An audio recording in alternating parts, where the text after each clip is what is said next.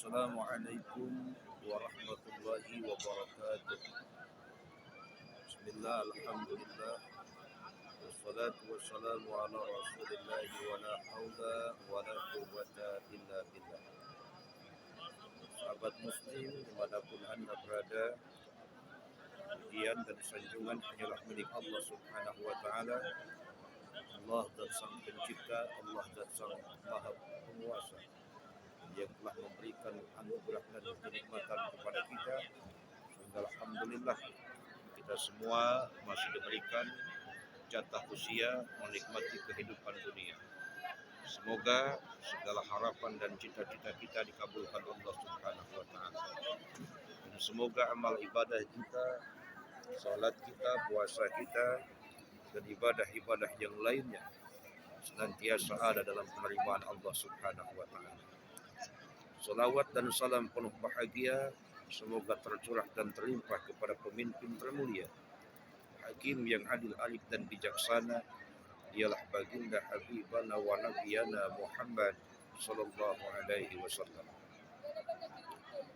Sahabat muslim yang sangat saya hormati, alhamdulillah malam ini saya sedang berada di kota suci Makkah Al-Mukarramah, tepatnya di Masjidil Haram. Mudah-mudahan berkunjungnya saya ke Masjidil Haram mendampingi para jamaah mendapat lindungan dan ridha Allah subhanahu wa ta'ala. Sahabat muslim, malam ini juga bertepatan dengan malam pergantian waktu dari tahun 2022 Masehi, maka esok sudah atau 1 jam setengah lagi sudah tahun 2022 Masehi. Barangkali saya ingin mengajak untuk muhasabah, untuk introspeksi. Kalau kita melihat situasi dan kondisi, tanda dan sekaligus bukti, hari demi hari terus berganti, tidak pernah berhenti dan senantiasa kita jalani. Minggu demi minggu terus berlalu, tidak pernah terbelenggu. Bulan demi bulan terus berjalan saling bergantian dan tak seorang pun bisa menghentikan. Bahkan tahun demi tahun terus beruntun. Sehingga dari perubahan waktu, pergantian masa, jelas ini menjadi bukti pasti fakta nyata bahwa memang kita hidup di dunia tidak akan abadi selamanya. Suatu saat nanti kita akan kembali kepada sang pencipta, kita akan kembali kepada sang penguasa, sebagaimana firman Allah yang nyata, inna lillahi wa inna ilaihi raji'un. Kita semua milik Allah, kita semua berasal dari Allah, dan tentunya kita akan kembali kepada Allah. Sebagai bukti bahwa hidup ini tidak abadi, mari kita lihat kondisi jasmani yang kita miliki. Ketika masa muda mungkin dikatakan masa yang hebat, ya, badan yang sehat, tenaga yang kuat, pikiran yang cermat, aktivitas cepat dan akurat. Akan tetapi seandainya kita sudah tua, maka tentu itu semua tidak ada lagi.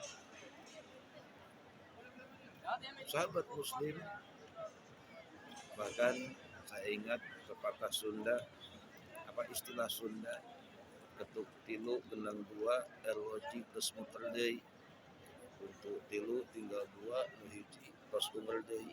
Itulah waktu ketika pemuda, seorang wanita mungkin disebut yang paling imut, bagi ABG dibilang imut-imut, tapi kalau sudah tua bahasanya kan amit-amit.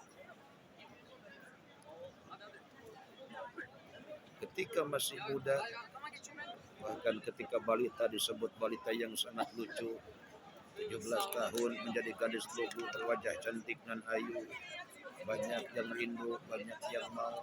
70 tahun berlalu, kadang gigi saja tinggal satu, jangankan makan jambu, makan pisang saja sudah tidak mampu.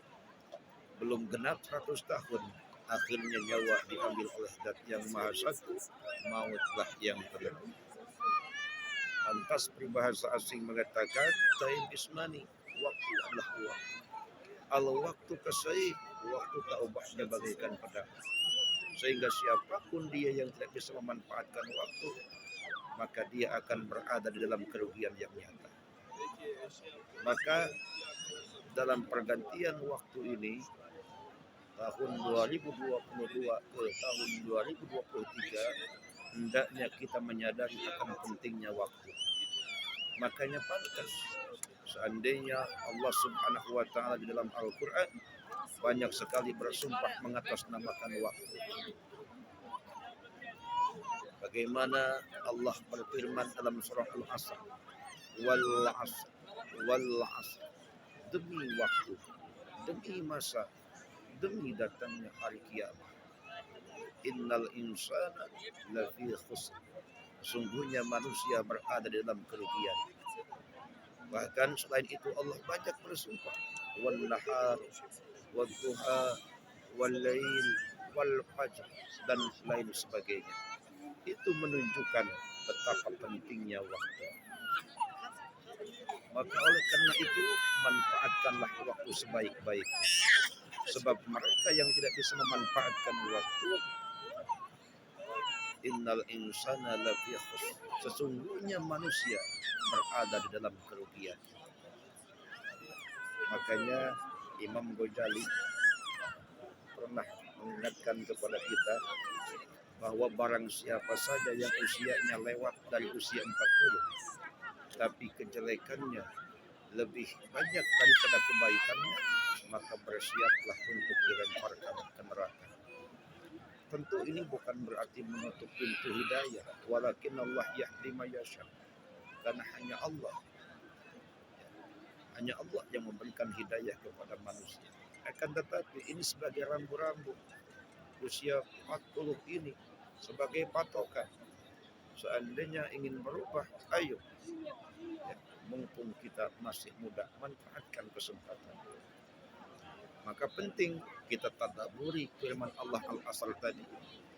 Kata Imam Syafi'i, lau tadabbaru nas hadhihi surah. Seandainya manusia mau mentadabburi surah tersebut, surah Al-Asr, maka lakafathum, maka sesungguhnya sudah cukup untuk membuat dia bahagia.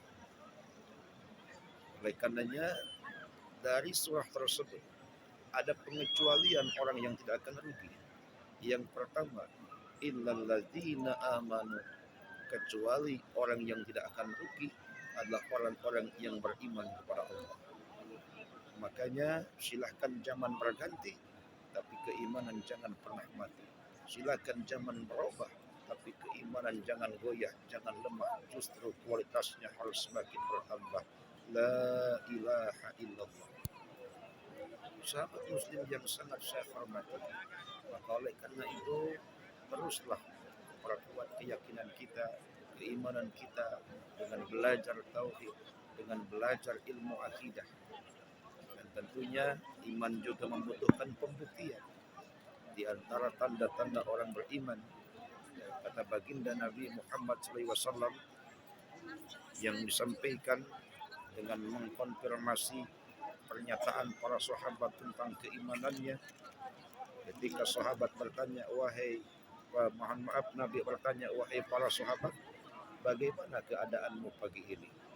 Sahabat menjawab, kami beriman kepada Allah. Apa tanda iman kalian? Maka sahabat mengatakan, naskuru ala roha, kami bersyukur atas segala nikmat kelapangan. Kemudian wa nasbiru 'alal bala, kami bersabar atas segala ujian. Untuk kita paham hidup ini adalah ujian. Apakah itu ujian perintah? Ya, seperti yang dialami oleh Nabiullah Ibrahim alaihissalam, ataukah ujian larangan seperti yang dialami oleh Nabi Yusuf alaihissalam? Apakah ujian kesulitan seperti yang dialami oleh Nabi Ayub alaihissalam? Apakah ujian kesenangan, kekayaan, jabatan seperti yang dialami Nabi Sulaiman alaihissalam? ataukah ujian yang merupakan yang datang dari musuh-musuh Islam seperti yang dialami oleh baginda kita Nabi Muhammad SAW.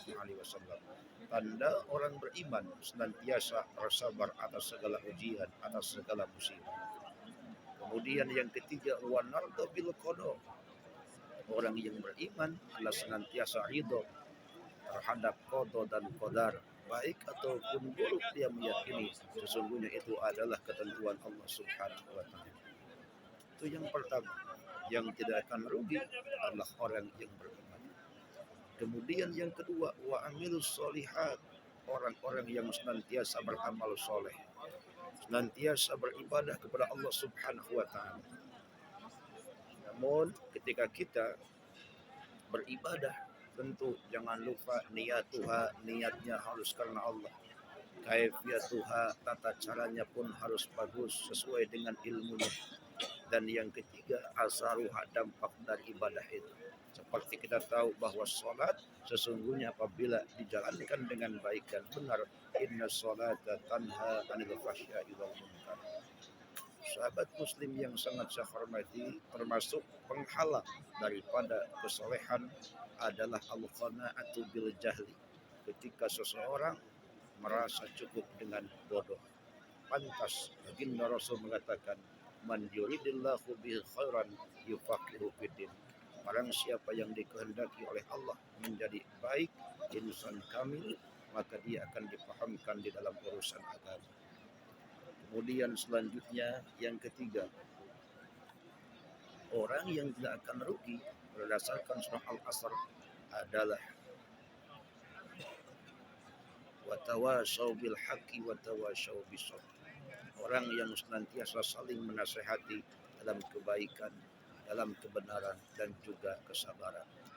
Mudah-mudahan kita semua termasuk orang-orang yang beruntung. Bahkan Allah mengingatkan kepada kita, wal takum minkum ummatun yad'una ilal khair ya'muruna bil ma'ruf wa yanhauna 'anil munkar wa ulaika humul muflihun. Intinya, seandainya kamu ingin menjadi orang yang bahagia, maka kita harus mau amar ma'ruf dan nahi munkar. Sahabat muslim yang sangat saya hormati, barangkali itu saja dalam momentum pergantian tahun 2022 Masehi, kemudian tahun atau berganti dengan tahun 2022 Masehi. Semoga kita semua menjadi orang yang beruntung dan tahun baru lebih baik dari tahun kemarin, supaya tidak menjadi orang yang rugi, apalagi menjadi orang yang celaka. Itu saja, terima kasih, mohon maaf. Assalamualaikum warahmatullahi wabarakatuh.